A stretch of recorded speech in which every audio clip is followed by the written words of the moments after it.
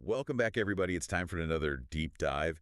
And today we are talking graphics, next-gen graphics. Oh, yeah, next gen. Specifically, we are talking PS5 Pro. We got a ton of information from you guys about how this new console is really going to push the limits. Yeah. So we want to break down some of the big words. Yeah. Ray tracing, Right. upscaling.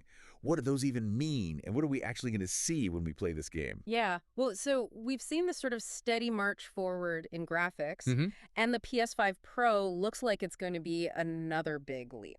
Okay, so the source material that we've got Mm-hmm. is talking about ray tracing. Right. And it's going to be super amped up in the PS5 Pro. Yeah. So explain ray tracing like I'm 5.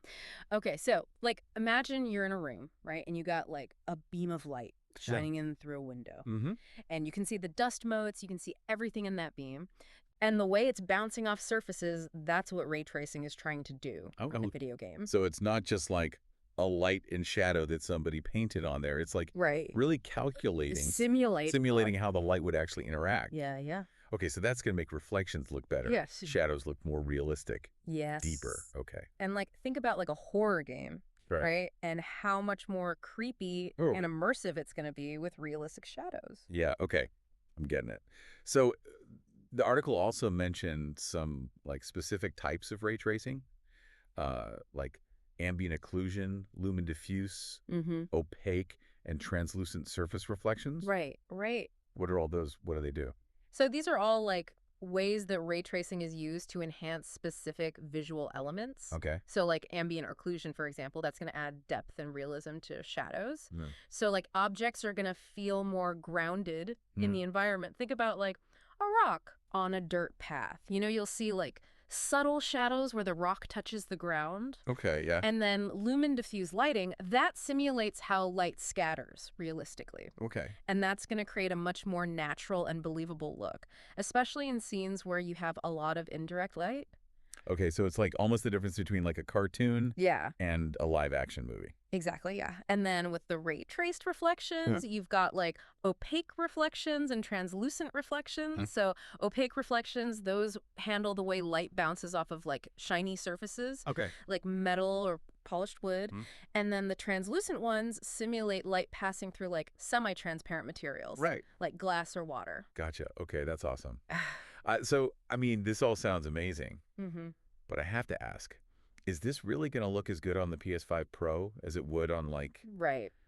the crazy super high-end PC? Yeah, well, it's always going to be a challenge to match that raw power, especially with ray tracing, which really eats up a lot of processing power. But what we see from the developers of the first Descendant, they've really tried to optimize the game for the PS5 Pro hardware. So, they're squeezing as much visual punch as they can out of it. So you're definitely going to see a difference between the base PS5 and the Pro. So it'll be a noticeable improvement. Definitely. Okay, that's great. So let's move on. Let's talk about these different modes. The article was mentioning, and this is where we get into those words that I don't really understand. Right. FSR and PSSR. What are those? So those sound a little intimidating. Complicated. But they're basically upscaling technologies. Okay.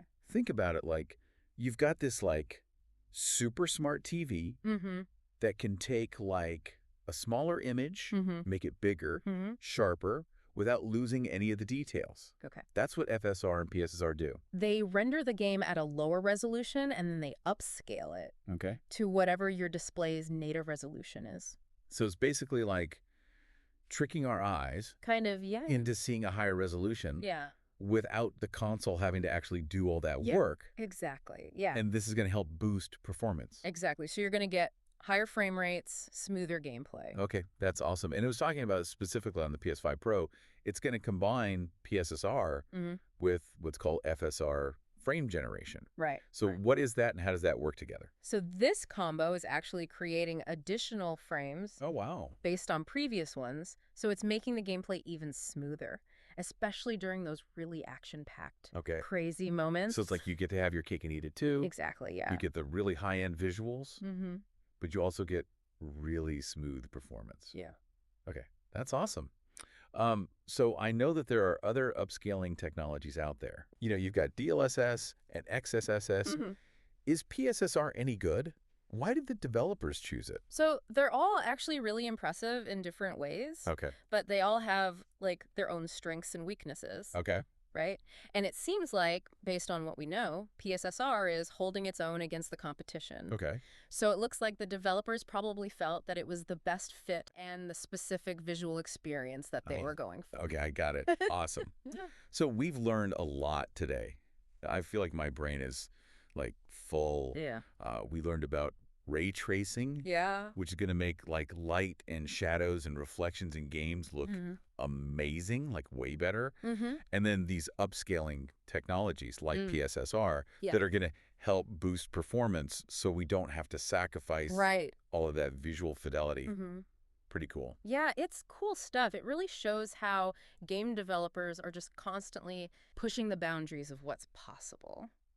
So that brings us to the end of this deep dive, and I want to leave you all with a question. What's next? Right. You know, we're seeing all these amazing advancements in graphics. What do you think we're going to see in the coming years? AI, it's evolving like crazy, new hardware. What do you guys think is the next big thing for gaming? Leave us a comment and let us know. That's all for us today. Thanks for listening. See ya. Hey, and